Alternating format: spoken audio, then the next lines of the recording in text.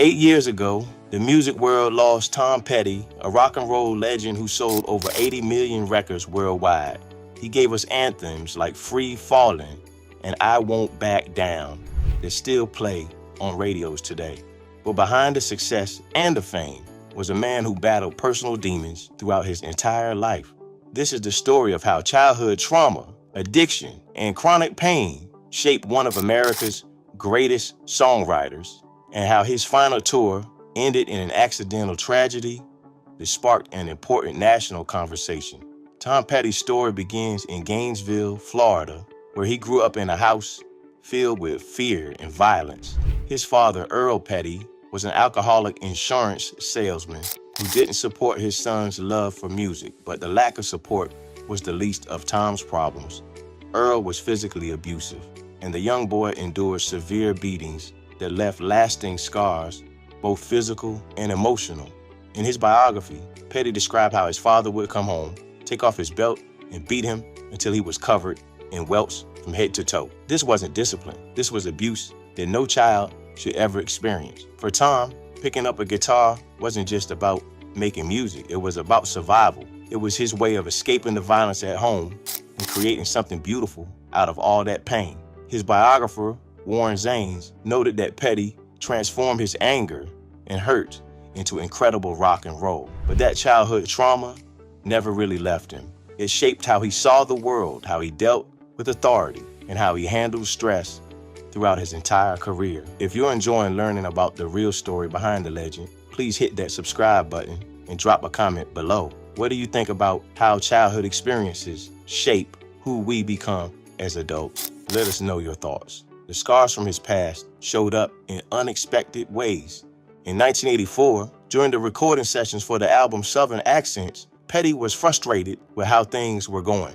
He had been using cocaine, and in a moment of intense anger, he punched the studio wall with his left hand. The result was devastating. He broke several bones, and doctors weren't sure if he would ever be able to play guitar professionally again. The very hand he needed to create music, to express himself, to escape his pain, was now broken. After 4 hours of surgery and months of physical therapy, Petty did recover. He later said that breaking his hand actually helped improve the album because it forced him to step back and think more carefully about the music.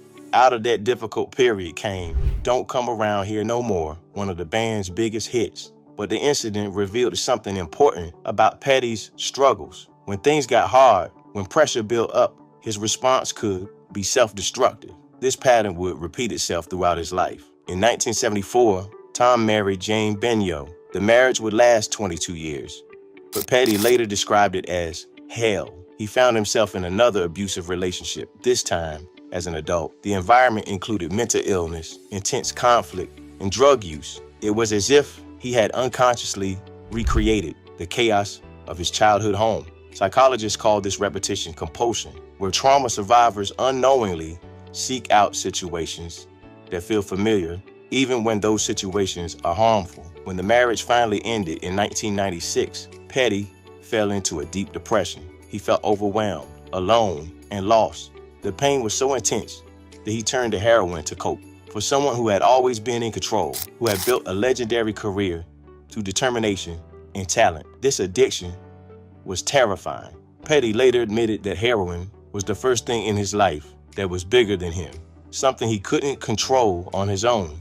He used it to quiet the emotional pain that threatened to consume him, but the drug only made things worse. What many people don't realize is how Petty's personal struggles influenced his greatest work. The 1994 album Wildflowers is often praised for its beautiful, introspective songs about freedom and hope. Petty later revealed that this was his real divorce album, written while he was still in his marriage, but preparing to leave. Songs like You Belong Somewhere You Feel Free weren't just lyrics. They were his emotional escape plan, his way of imagining a life beyond the chaos. 5 years later came Echo, an album that Petty admitted was created while he was deep in his heroin addiction.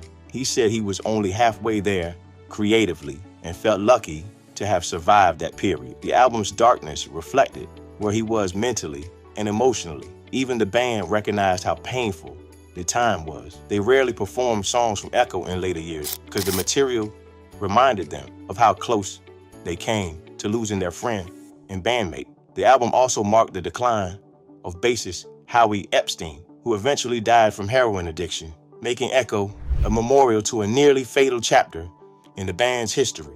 Petty did find help. He recognized that he was losing himself and sought professional treatment in the late 1990s. He knew the person he wanted to be couldn't exist while he was under the influence of drugs. His recovery was aided by Dana York, who would become his second wife. Petty credited her with saving his life and helping him find stability after years of chaos. For a long time, Petty kept his history with heroin private.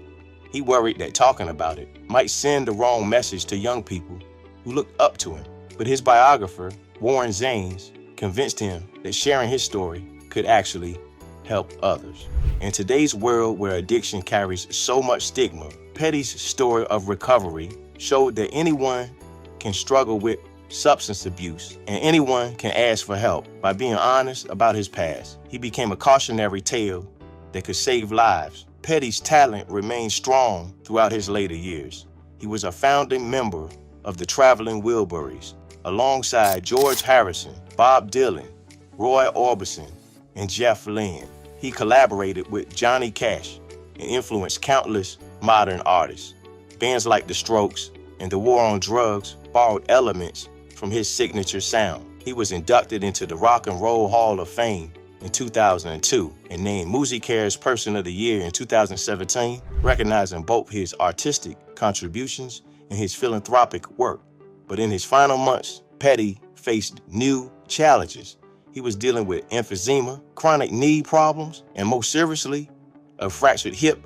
Despite these health issues, he insisted on completing the 40th anniversary tour with the Heartbreakers. It was 53 dates, a grueling schedule for anyone, let alone someone dealing with serious physical problems. His famous determination, the same spirit that inspired I Won't Back Down, kept him going. He didn't want to disappoint his fans. He didn't want to quit. On October 2nd, 2017, just 1 week after the tour's final show at the Hollywood Bowl, Tom Petty died. The cause was ruled an accidental overdose from mixed drug toxicity. The toxicology report revealed 8 different medications in his system, including powerful opioids like fentanyl and oxycodone for pain, sedatives like Xanax for anxiety, and an antidepressant. On the day he died, doctors had told him that his fractured hip had progressed to a complete break. His family later said they believed the pain had become simply unbearable, leading him to take more medication than was safe. The combination of opioids and sedatives is particularly dangerous because it can cause respiratory depression and cardiac arrest. But this wasn't a case of someone seeking drugs recreationally. These were legally prescribed medications for legitimate medical conditions. Petty had pushed through unbearable pain to finish his tour, and that dedication to his fans and his craft ultimately contributed to the circumstances of his death. His family made the decision to share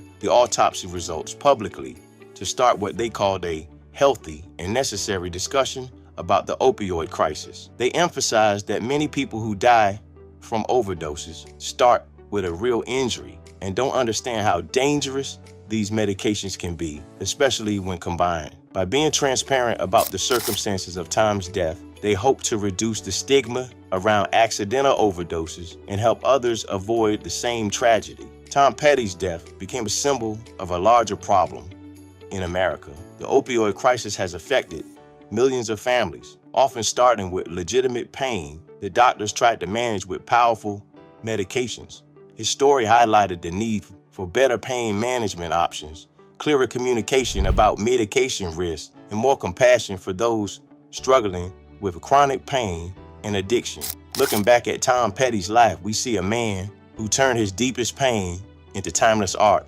His abusive childhood didn't destroy his talent. Instead, it fueled his creativity and gave his music an authenticity that millions of people connected with. When he sang about not backing down, about being free, about standing up to those who tried to control him, he was singing from lived experience. His songs weren't just catchy tunes. They were survival anthems from someone who truly understood struggle. His openness about his heroin addiction and recovery, helped break down barriers and showed that seeking help is a sign of strength, not weakness.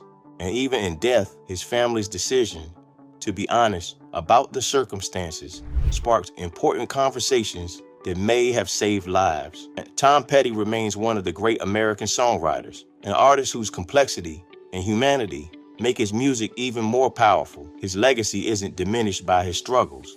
It's defined by how he transformed those struggles into something beautiful that will endure for generations. If this video gave you a deeper appreciation for Tom Petty's life and music, please give it a thumbs up and subscribe to our channel for more stories about the legends of rock and roll. And leave us a comment about your favorite Tom Petty song and what it means to you. Thanks for watching, and we'll see you in the next one.